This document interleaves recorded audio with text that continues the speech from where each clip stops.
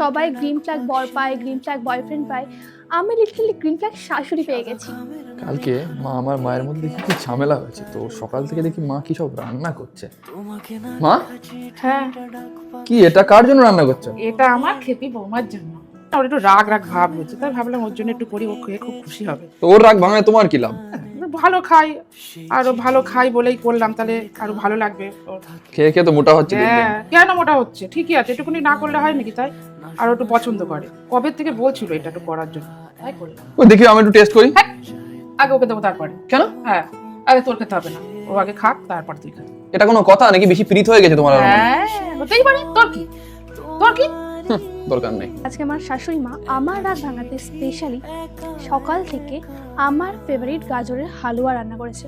মায়েদের এক্সপ্রেস করার ধরন যেমন হয়, মুখে তো এসে সরি বলে না অবভিয়াসলি। এই নে তো দেখ, খেয়ে দেখ তো কেমন হয়েছে বল। গাজরের হালুয়া হ্যাঁ, তোর জন্য বানিয়েছি। শুধু আমার জন্য?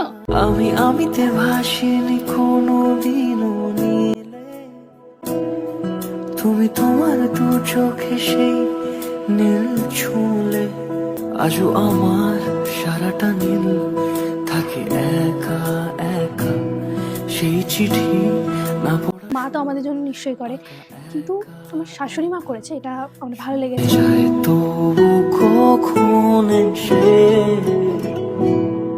যদি বলি সে সব